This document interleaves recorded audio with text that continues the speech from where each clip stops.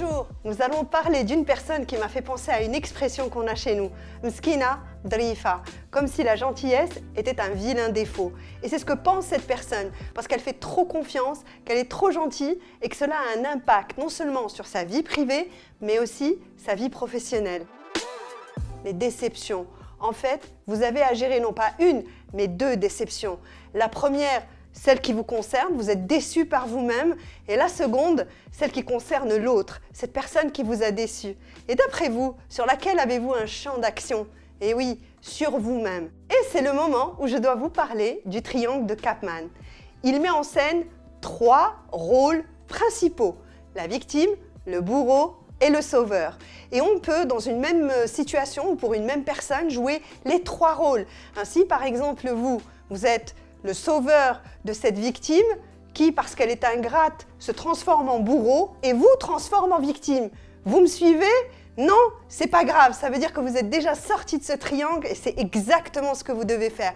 Sortez de ce triangle et pensez à vous. Ce n'est pas de l'égoïsme, non, c'est de la culture en estime de vous qui vous mènera à augmenter votre confiance en vous et qui vous donnera comme cela encore plus de discernement lorsque vous voudrez faire des choix.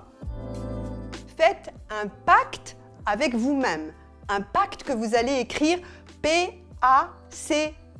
Les personnes à la vie éco savent combien je suis fâchée avec l'orthographe, mais là pour une fois, c'est voulu. Alors, ce terme, pacte que je vous propose, que j'ai créé, se déroule donc en 4 étapes. Parole, action, cohérence et temps.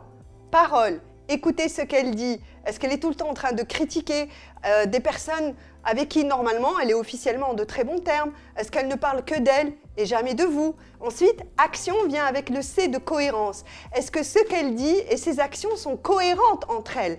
Une personne qui va vous parler tout le temps d'amitié, qui va vous parler tout le temps de travail d'équipe, mais qui n'est jamais là quand vous en avez besoin, ce n'est pas une personne digne de confiance. Et pour vous en assurer, vous aurez besoin de la dernière lettre de pacte pour le temps.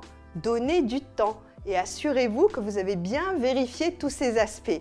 Alors, 2 solutions. Soit vous découvrez que cette personne a réussi toutes les étapes et dans ce cas-là, accordez votre confiance, mais faites-le de manière graduelle. Et si ce n'est pas le cas, placez cette personne en mode vigie confiance. Et c'est tout simplement. En adoptant ces quelques conseils, vous allez signer le plus joli pacte qui soit, celui avec vous-même, de vous faire confiance enfin à vous d'abord pour ensuite l'accorder à bon escient et à discernement aux autres.